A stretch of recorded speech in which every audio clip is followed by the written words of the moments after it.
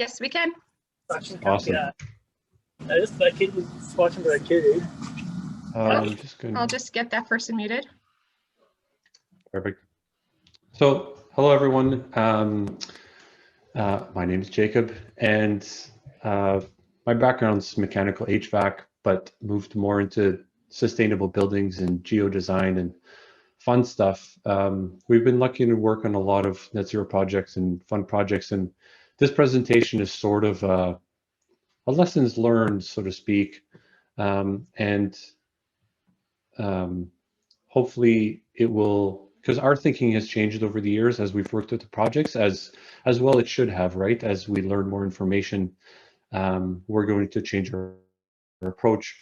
So I'm going to start with the depressing intro.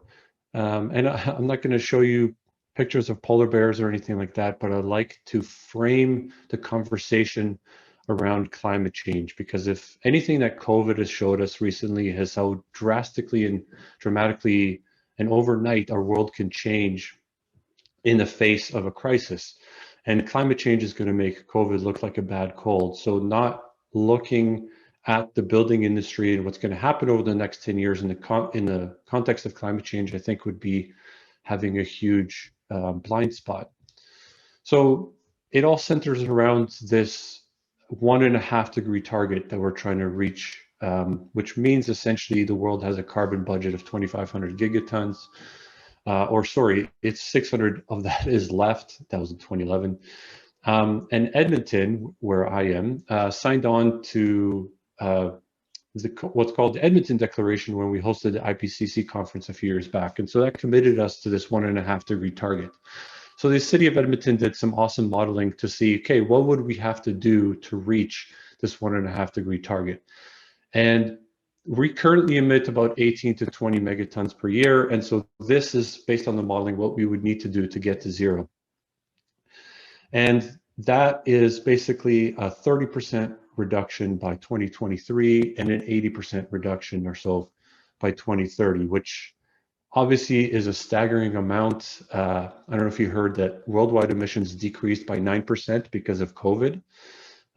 We have to do that every single year from now until we run out of emissions, and without causing mass chaos and hunger and all that. So it's a huge challenge.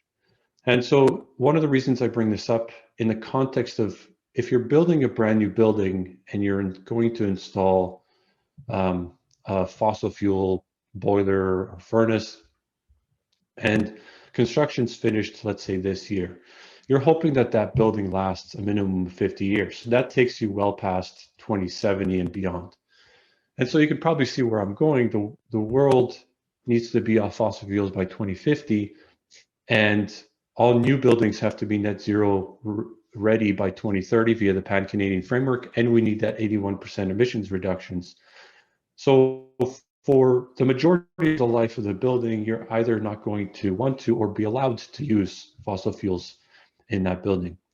And so there's going to be all this pressure as governments and municipalities and provinces try to meet these targets, which are quite ambitious. And so we're going to see a lot of pressure over the next 10 years. So there's a bunch of things that can happen. One is I think we can see natural gas prices spike. And this can be a surprise to a lot of people because we had record low natural gas prices over the last 15 years. But most people don't realize that every single shale play in the US has peak production, 2020 being here. Even the Marcellus, the largest shale play in the US, has peak production.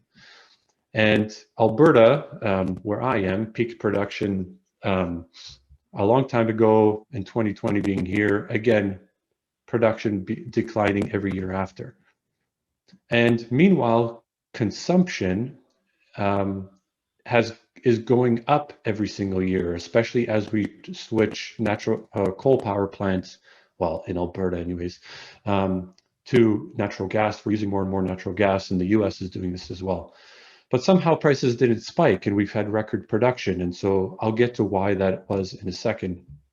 But we're also exporting more and more natural gas to overseas with LNG. And in the context of this, producers are struggling to keep up with the demand.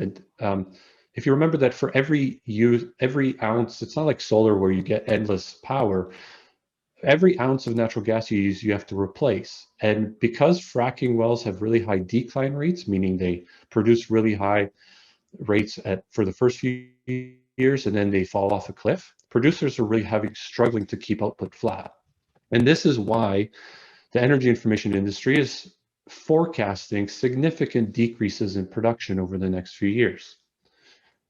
And if you add to that, in the context of what's been going on in the shale industry in the last 15 years, not a single shale driller for natural gas has made any money over the last decade because prices have been too low.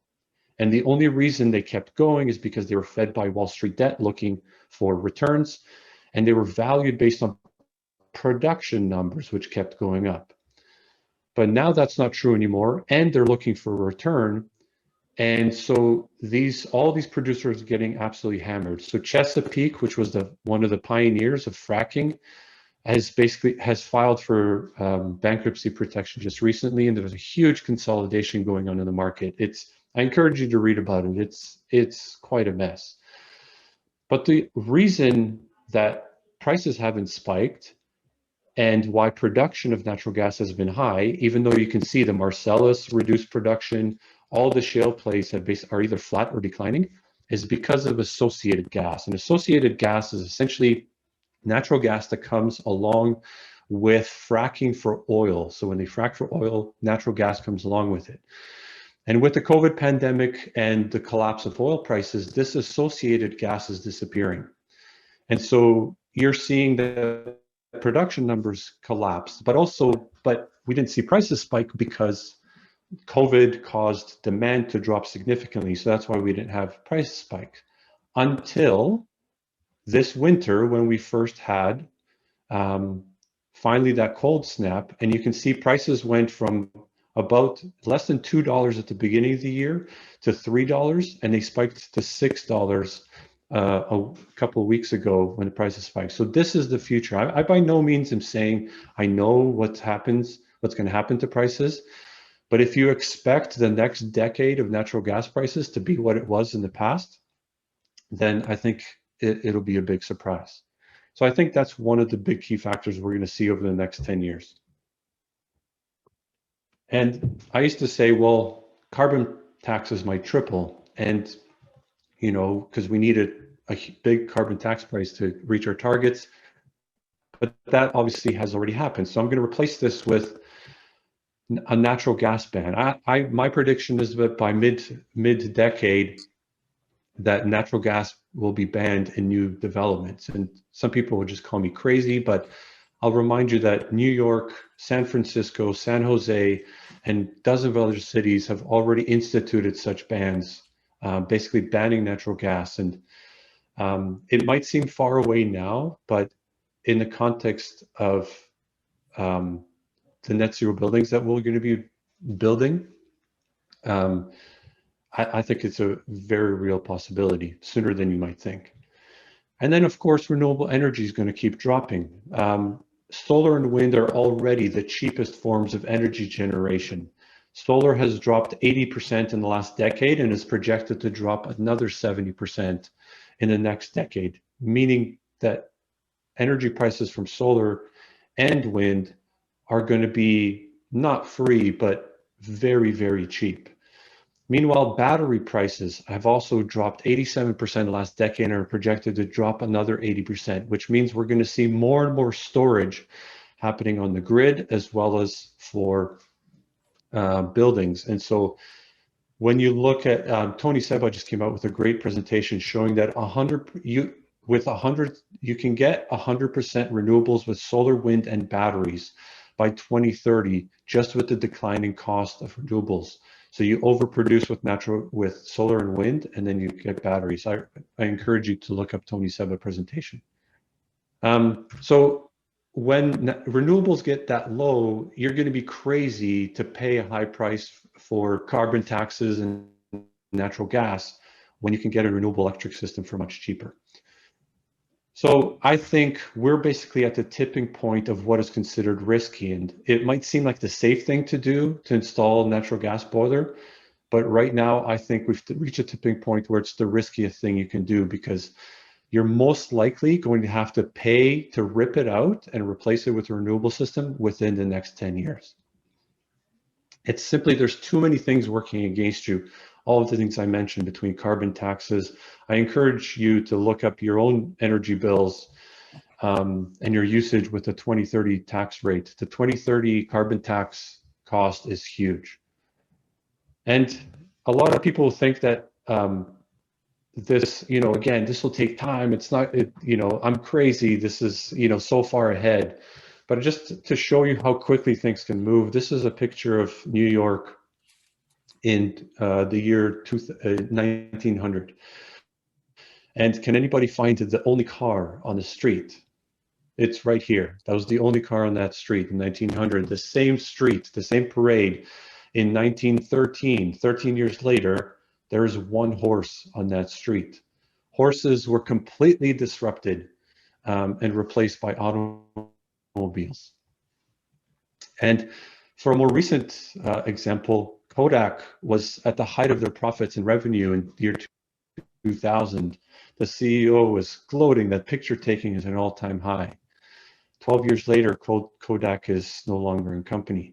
And for businesses that don't accept or don't realize the risk that climate change poses on their production capacity, their resources, and their bottom line are fundamentally going to be disrupted, and they're going to disappear. And because technological adoptions happen on an S-curve, whether it's the car, telephone, or TV, almost every technological adoption follows an S-curve. And what you'll find is that most recent, you can see the S-curves getting steeper. And I think this probably speaks more to our connected culture and psychology than anything. But you can see that almost everything follows an S-curve. And so what I think the building industry is going to look like, partially because we know we require net zero buildings to be by 2030 via the Pan-Canadian framework. So the S-curve for net zero buildings is going to look something like this. So do you really want to install a system here when you know you're going to be ripping it out here? And the City of Edmonton modeling basically shows the same thing. So to achieve our targets,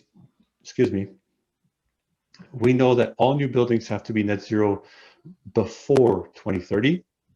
We have to retrofit all of our homes and buildings before 2050 with a 50% reduction in electricity and heating. And most of that energy has to come from solar PV. So that's not a big surprise, but we do have to keep in mind that for a typical home, only 15% of the energy is electricity. The rest is natural gas for heating and hot water. So we need to start addressing this 85%.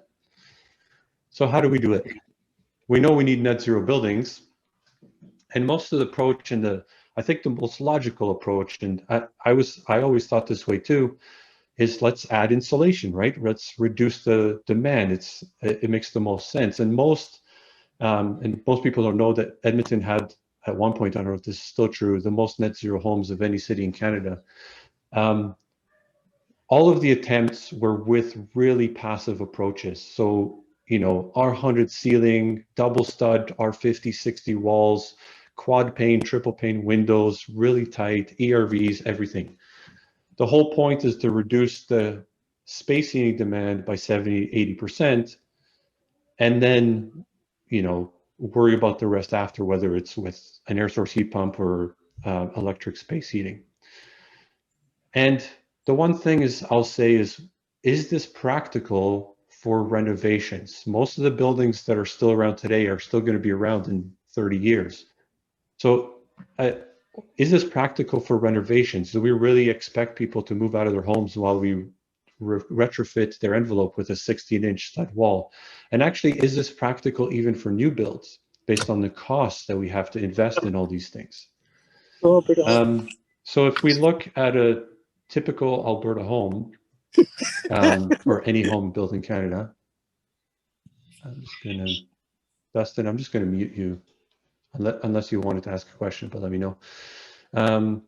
So a home built in the last 15 years, which actually isn't anymore. Oops, did I? Apologies. Which isn't that much more efficient than the average home in Alberta.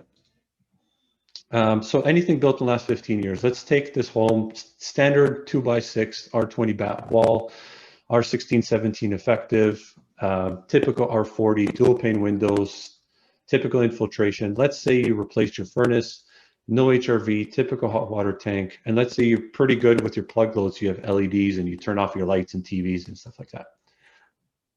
So to get to net zero, I'm going to assume half the roof area is available for PV. So based on 13 kilowatts, our energy budget's conservatively 13,000 kilowatt hours.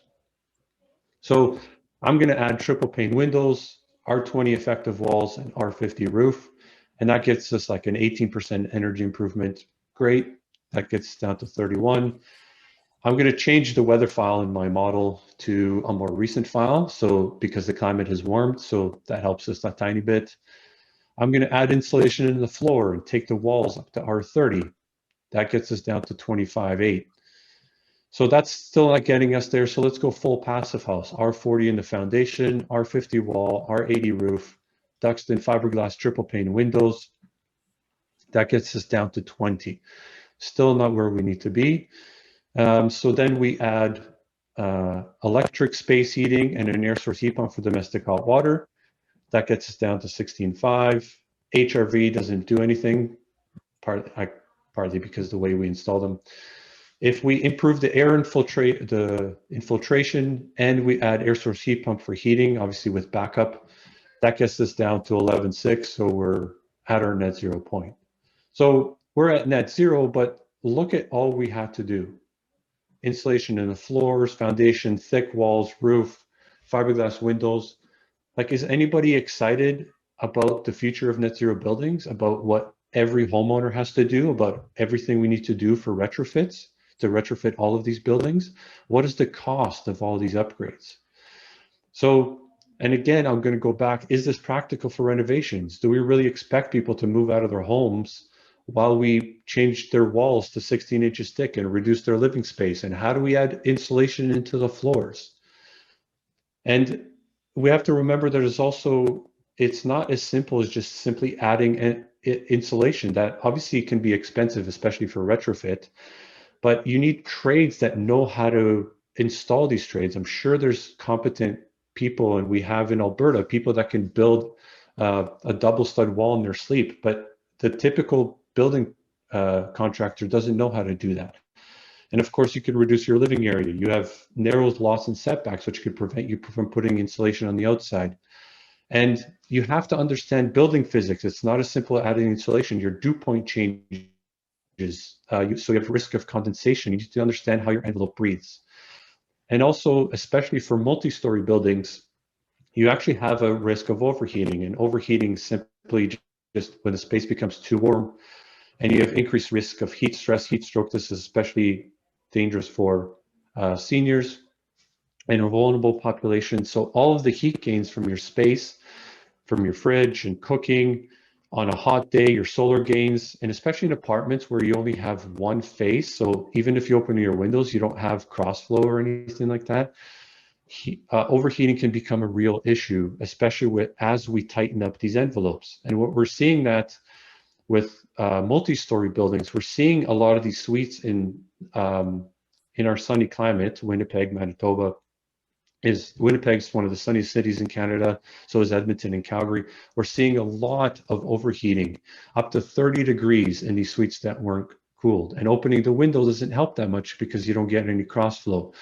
This project, over 30% of the year, the suite was over 25 degrees. And this isn't even a passive design. This is R20 walls, R40 roof, and triple pane windows. So as you tighten up that, it only gets worse. And of course, this is only going to get worse with a warming climate, right? We're going to get more hotter days and we're going to get milder winters. I'll remind you that in 2003, 30,000 people died in Europe from the heat wave that they had. This is a real risk. Add to that COVID, people trapped indoors, add to that forest fires that prevent people from opening windows, and you can have real problems. So what's the alternative? Well, the alternative is to move the needle away from a fully passive design and to start incorporating more active systems in your design. So in that home, let's leave that concrete floor. Let's leave the walls and roof as is. Let's leave the air tightness. Let's install or upgrade the windows with a high solar heat gain coefficient. Let's change the hot water tank to an air source heat pump, and then let's add a ground source heat pump. And for people that aren't familiar with heat pumps, a ground source heat pump is exactly the same as an air source heat pump or an air conditioner. The refrigerant inside the heat pump has much different properties than what we're used to with water. It can boil at very low temperatures, like -degree temperatures. So if you imagine a -1 degree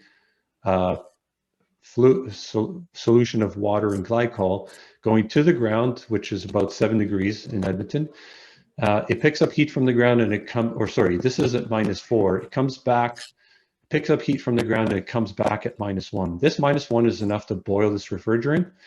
So you get a vapor, a superheated or a vapor in on this side, and the compressor kicks in. And the compressor, if you know that click from your refrigerator, it simply increases the pressure and therefore the temperature. So you get a superheated vapor on this side that is at a temperature that can warm. You can pass it through a coil to heat up air or water. So now you can heat up your home. And as the refrigerant gives off heat, it condenses into a liquid, pass through an expansion valve, which rapidly lowers the pressure, and then the cycle starts all over again. And the heat pump has a reversing valve, so you can flip the cycle from heating and cooling. So then you're rejecting heat to the outside, which is exactly how a air conditioner works, except when it's hot outside, it's hard to reject heat outside. And similarly, an air source heat pump in heating, when you need the most heat is when it can deliver the least heat and it's the least efficient because there's less heat available in the air. But a ground source heat pump uses a stable earth temperature, so it's much more efficient and it doesn't care what the outside temperature is as long as you size it properly. So the whole point of using the ground source heat pump is to tap into the super high efficiencies that you can get from a ground source heat pump. So an average heat pump efficiency can be over 400%. An air source heat pump average can be over around 200%, although you will always have to rely on backup heat for when you need it. And so the polar vortex spells that we've had, most air source heat pumps aren't running, they're running electric backup heat. And then here's obviously high efficiency boilers at 90%. So when we compare the electric systems to this home, you can see that the energy usage is vastly different between each option. And this is what we're taking advantage of, is we're using the efficiency of the geosystem to reduce the energy usage. And so simply by adding triple pane windows, electrifying the hot water, and adding geo, we're almost at our 13,000. We've done no other upgrades to the envelope. And so this is just an easier way to get to net zero. And again, I'm going to say, I'm not saying that envelope isn't important or that you might not want to upgrade it. I'm just saying the efficiency of geo helps us to get there much easier. And so if you wanted to get there, you can improve the air tightness, which is probably the lowest hanging fruit. You can add an inch of rigid to the outside to get to that 12, to get below that 13,000, but that probably wasn't worth it. The whole point is that if you look at the original home, you have your heating demand here in blue. With a furnace, because it's less than 100% efficient, your energy consumption in orange is higher than your energy or your heating demand. With a passive approach, you reduce the heating demand, and then the mechanical system is really an afterthought. Whereas with the geosystem, you still optimize the envelope. You do the things that are easy, like windows and maybe a little bit of envelope, past the point of diminishing returns. And then you use the efficiency of geo to divide that by 4, and so you get to almost the exact same spot. And so just to give you an idea, obviously every envelope has a diminishing return. So this is a project we were trying to get to net zero. So this is a standard roof, triple pane windows, and we're showing the wall R values from R5 all the way to R40.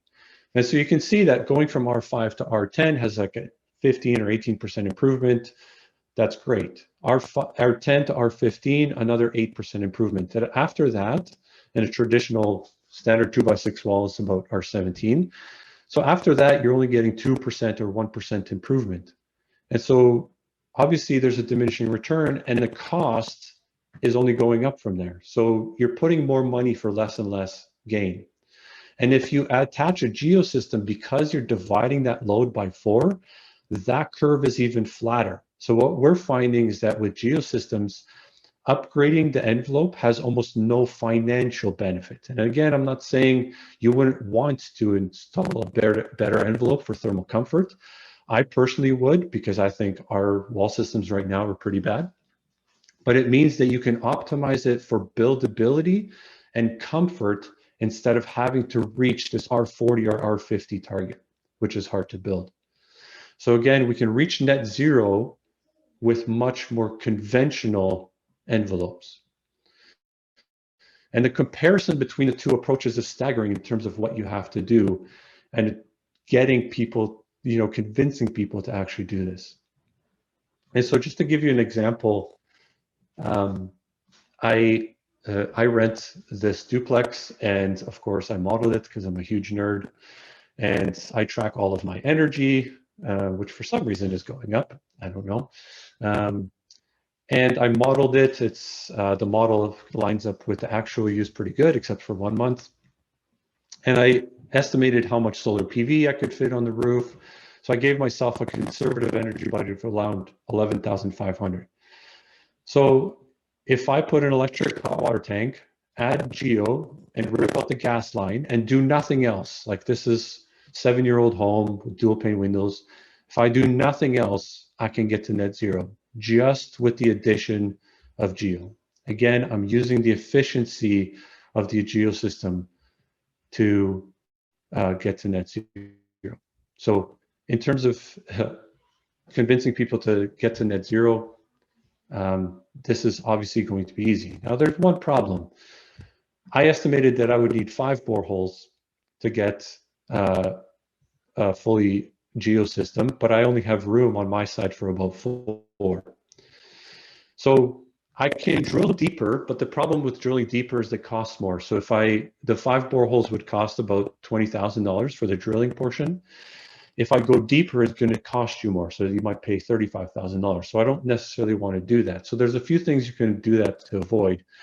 One, you can rely on the electric backup, much like an air source heat pump for those 4 or 5 days when the temperatures from the ground loop aren't high enough, even though the heat pumps can handle a much lower temperature. They're just less efficient.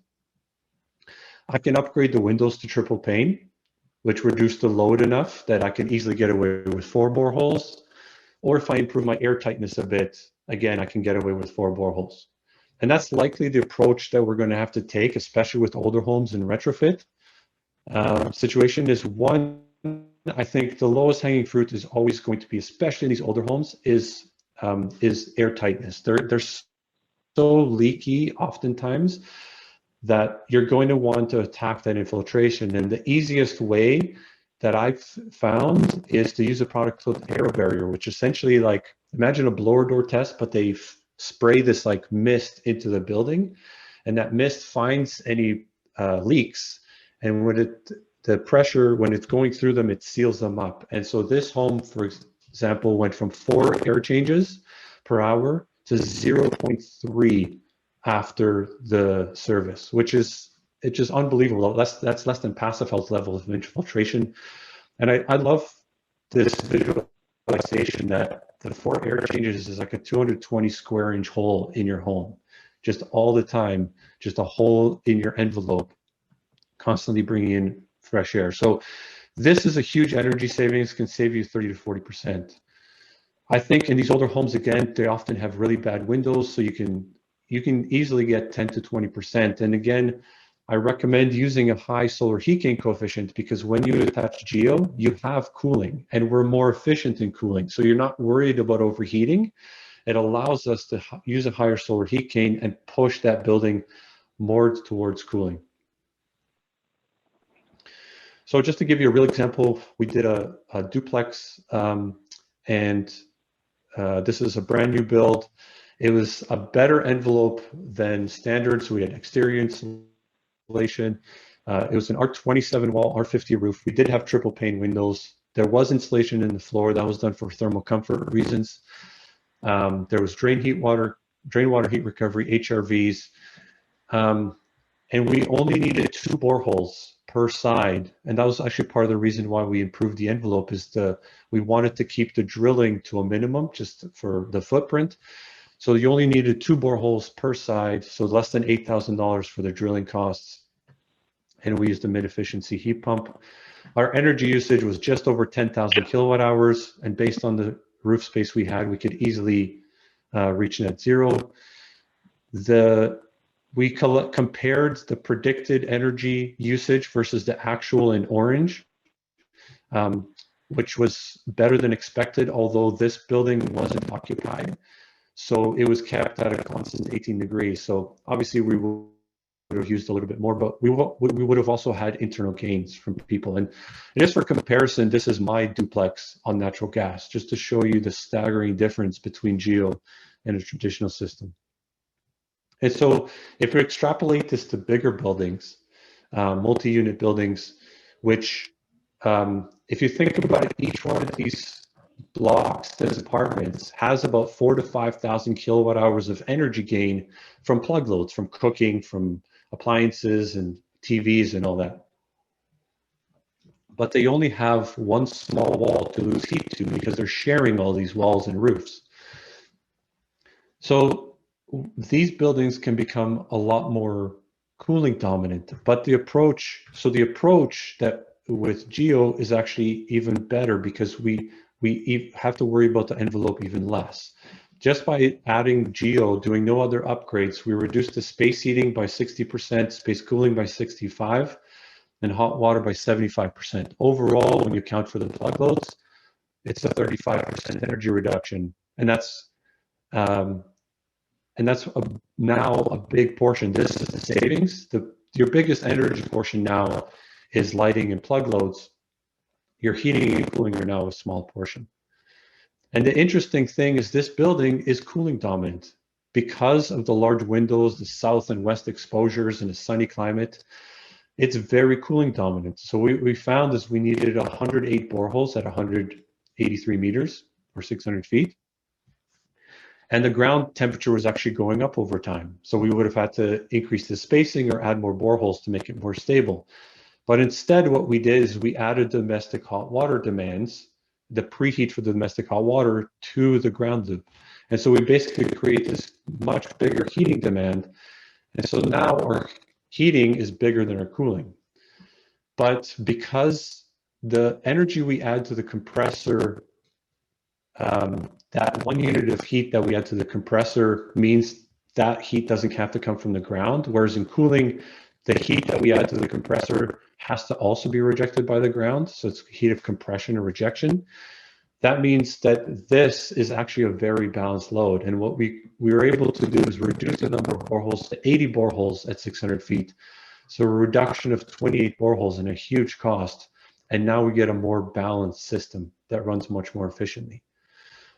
And we ran the numbers on this building. You saved $44,000 in the first year on energy and maintenance. The carbon tax in 2030, just the carbon tax cost for these buildings was going to be $46,000 a year. The first cost, we estimated around $530,000. The good news is, well, there's a couple. One, there's a provision in the tax system called the accelerated capital cost allowance. It allows you to depreciate the heat pumps and the geothermal field at 100% in the first year. That means you can write off the entire value of that asset immediately instead of 4% per year, which basically means you get a first huge credit depending on your tax rate in the first year. So for this client, it reduced the payback to 1 year. The other thing we found once we moved into detailed design is because the GEOS design doesn't require the cooling towers, the chillers, and the boilers, we were able to reduce the size of the penthouse on the roof. And at $200 per square foot, we were able to shave $350,000 off the cost of the penthouse. So this upfront cost premium really went down to like $200,000. So just to look at some more commercial examples, as Laura mentioned, we've done over 40 designs. Most of them have been operating for 10, 15 years. And to give you a couple more commercial examples, this was a college. We were trying to get to net zero, so we were looking at different envelope improvements. So going from R20 to R27 walls was going to cost 240 grand with a savings of 4 to 7%. Triple pane fiberglass windows was going to cost 300,000 plus with 5 to 8% savings. And ground source heat pumps was going to cost 300,000, although we can actually remove the boiler and chiller, so it's more like 200,000. And the energy savings is 40 to 50%. The point is that building upgrades aren't, they're not always the same. Some give you way more bang for buck. And Geo is one of the high ones. The best one I would say is energy recovery on the fresh air. That's still one of your lowest hanging fruit. So for 40 grand, we reduce the heating energy by 20 to 40%. We always recommend first putting money into energy recovery, even before a geosystem. To give a more office type example, this was our first attempt at net zero for a commercial building. This is in Edmonton. So obviously we reduced the lighting demands by using daylighting as much as possible. We went through every single plug load in the building. We figured out exactly where the energy is going.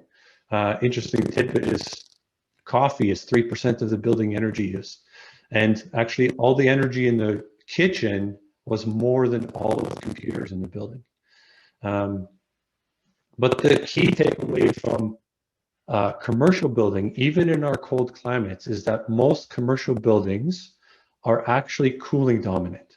And what I mean by that is that they actually spend more time and require more energy in cooling than heating. And that's because of, one, in our sunny climates, solar gains, because of gains from people, from lighting, computers, and equipment that are on for a large portion of the time, and especially interior space. If you think of an interior meeting room, which has no outside walls, it's basically cooling all of the time. So the Mosaic Center, which was a 30,000 square foot building, for example, this graph shows they had just moved in. It was February, and this red line shows the temperature. So it was between -10 and -15 outside.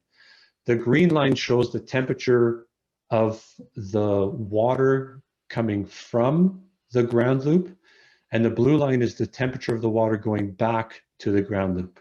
And so what we can see during the afternoon in February, as soon as you see the sun hit that south wall and those solar gains come in, we are rejecting heat to the ground loop.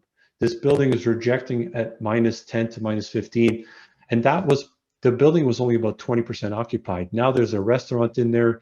So this building is most likely cooling down to -15 or -20. And that doesn't mean every heat pump in the building's heating. The ones on the north are probably heating, but every internal and south zone is cooling. And so we saw that the entire week. At night, we're heating. During the day, when the people show up, all those internal gains and the sun hits that wall, we're rejecting heat to the ground loop. And so that's actually great news, and it's a lesson learned for envelopes for commercial buildings, especially because of those internal gains. There's no reason to have a great envelope. What we found in the Mosaic Center in our energy modeling is that we actually would increase the energy use if we actually added envelope, because we would actually increase the cooling demand. And in this building, we looked at electric air source heat pump and geo options. There is no practical air source heat pump option for a commercial building like this, so this is a theoretical example. But just to illustrate this point, with these two systems, the lighting, plug loads, and everything are all the same, but the heating and cooling energy usage is different, which means that you need a different amount of solar PV to get to net zero. And the cost of that solar PV is different. So even though the cost of the geosystem was an $80,000 premium, we would save $300,000 almost over electric space heating and $130,000 over air source heat pumps, which again, wouldn't be practical. And we didn't actually have enough room on the roof to fit this amount of PV. So not only is the geosystem the only way you would get to net zero on this site, it's the cheapest way to get to net zero. Just to show you another quick example, we looked at retrofitting an office building to net zero. The town of Devon, it's a suburb of Edmonton, bought this building, wanted to retrofit it. So the base case, they wanted to improve the boiler, cooling tower, they wanted to upgrade the windows, and they wanted to we're going to leave the walls and roof as is. So the base energy usage on this upgraded is 223,000. We had enough room on the roof for 100 kilowatts of PV, so let's say conservatively around 100,000 kilowatt hours. So in the base case, 223, if we upgrade the walls R20 to R20, we get down to 203. Obviously not close to our 100. If we leave the walls as is, but improve the infiltration, we can get down even further. So from now on, let's leave the low infiltration. So now we upgrade the walls to R20, to R27, upgrade the walls to R40 and R60 roof. We're still not at our 100. Obviously, this is still gas-fired. So it's a 34% energy reduction, and they estimated the upgrade for the walls and roof to be around $350,000 to $650,000.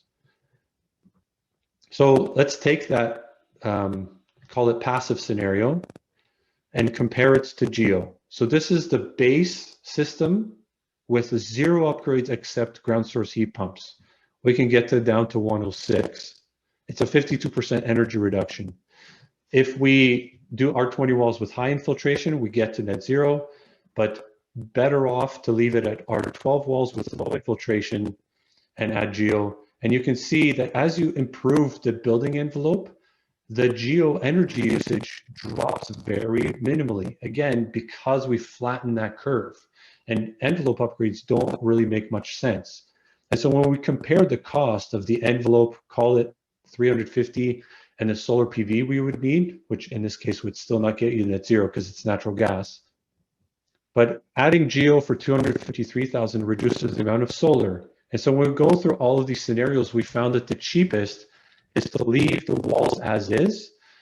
It makes the Geo system bigger than if the, obviously if the envelope was better, but the optimal is much better if we simply use the efficiency of the Geo system. So again, the takeaway is that Geo is the easiest way to net zero. The envelope improvements probably won't make a financial saying. But again, I want to say that I'm not saying envelope isn't important for thermal comfort and other reasons. You obviously might still want to do it, but the envelope isn't the primary driver of energy savings. Basically, it allows you to build for comfort and buildability. So some of the other advantages of Geo, obviously besides the energy reduction, you reduce your operating costs, especially for commercial buildings. When you're cooling a lot, you're comparing to a traditional system with half the efficiency of a Geo system. You reduce the maintenance costs. The systems are very easy to maintain. Every study that I've seen from ASHRAE has shown that Geo systems are the lowest cost systems, typically a half or a third of traditional systems. They have the longest lifespan. The ground loop is basically there forever, and the ground source heat pumps have a life of 23 to 25 years. One of the problems with air source heat pumps, they're the same technology, but they're working way harder. So the life on them, and anecdotally, we've seen really high failure rates in cold climates. They're more comfortable because they deliver a lower temperature, so you get less heating and cooling spots or hot spots. Obviously, you don't need a boiler chiller. You have a smaller mechanic room. You have no gas main, no piping, and you get that future-proof electric building. The disadvantages of Geo is that often they have a higher upfront cost. That isn't true for larger and complex buildings. We've worked on schools and other buildings where the geosystem is actually cheaper than a traditional system, especially where you're comparing to like a VAV system, a variable air volume, where it's a complicated mechanical system. You can actually come out cheaper. You do require the land area. So if you don't have the room, or if you have expensive landscaping, you might have to dig it up. And one of the other things is it requires more expertise, and requires more time in design, it requires coordinated design and detailed energy modeling. You can't just use the peak design days for sizing geosystem. That peak boiler and chiller, it's useless for geodesign because the energy is not coming from an outside source. With a boiler, as long as you keep paying your gas bill, you keep getting your energy. But that peak almost never happens. Most buildings spend 90% of their life at less than a third of the capacity. So for geo, we need to have detailed energy modeling to get building loads, which gives us the heating cooling balance. And then we export that to our software, and we size it using software. A lot of problems in the past with geosystems was because rules of thumb were used and they weren't engineered, and that can create a lot of problems. I've seen some really horrific geo designs. And so the loads matter. This is the loads we got from a client, which showed the building very heating dominant, 660,000 for heating, only 23 for cooling. We ran the loads on our end. Our heating loads were almost half, and our cooling loads were 10 times as big. With their system, we would have needed 200 boreholes, and its system is still completely unstable. With ours, we only need 45 boreholes, and the system is completely stable. And this is what we would expect for a building that size, and we've installed many that operate just like this. So I just want to quickly go back to that space issue, because we've been building really big buildings and homes with very little room for the geosystems. So where are we going to fit all these systems? You know, we can't get rigs into these big backyards most of the time. And the reality is that we're probably going to have to go to district energy, where we share the resource. We basically have community systems where the geosystem is installed on a district scale, and you distribute that energy to many buildings at once. But that is also an opportunity, because there's a lot of waste heat out there. One ice rink rejects 1,200 kilowatt hours of heat every year. We pay to cool the ice, and we pay to reject the heat. But that heat from ice can heat 90 of my duplexes. So that's a lot of duplexes. And so just to give you an idea, this is in Winnipeg, actually, a project with 2 ice rinks. And with the geosystem, the cooling loads are just massive for 1,671 kilowatt hours a year of waste heat for this plant. So there's a community center attached to the ice arena, which is quite heating dominant still, but it has cooling loads. So we attach that to the system, and it helps a little bit, but the geosystem is still just overheating. It's just way too big, and it's overheating. So we added a nearby library, which has significant cooling loads. We added a nearby school. That still didn't quite get us there. So it's still runaway heating, overheating. So we added a personal care home. We added nearby homes, which are very heating dominant. So when you added 26 homes, that helps a lot. But it actually wasn't enough. So we actually added more homes. So this is, I'm sorry, when I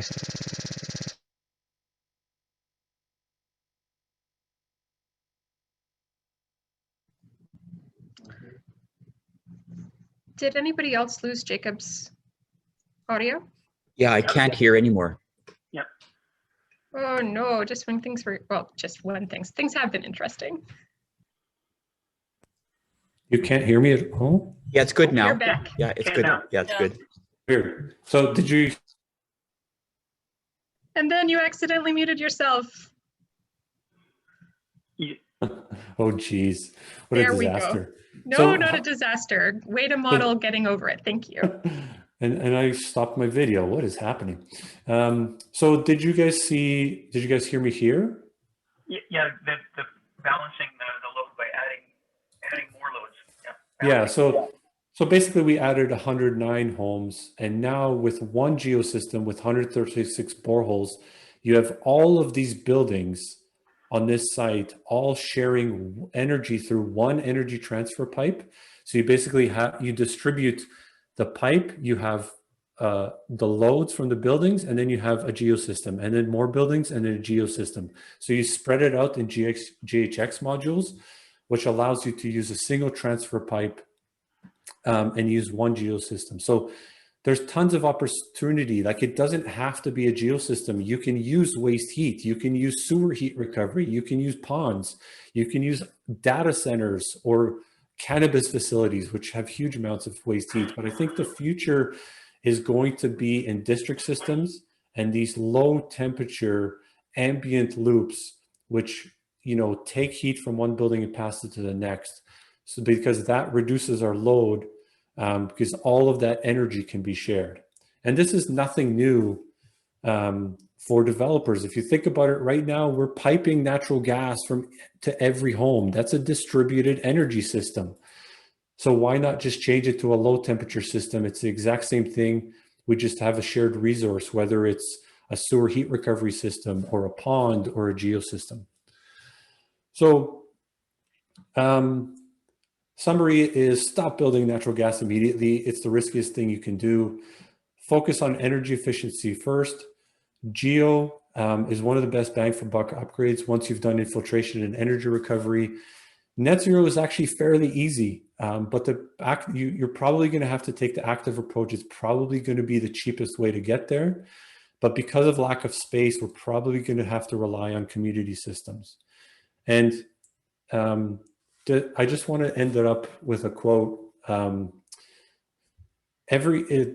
love this quote by Noam Chomsky. Every decision we make now is a climate decision, and we're making a choice that no human in history has ever had to make. We are deciding whether organized human society will survive. So every time we go to design a building, not only are you weighing the risks of the financial risks of the carbon tax and the fact that you're going to have to rip it out, but you're weighing all of these climate risks. And so we have to remember that these are all climate decisions. So that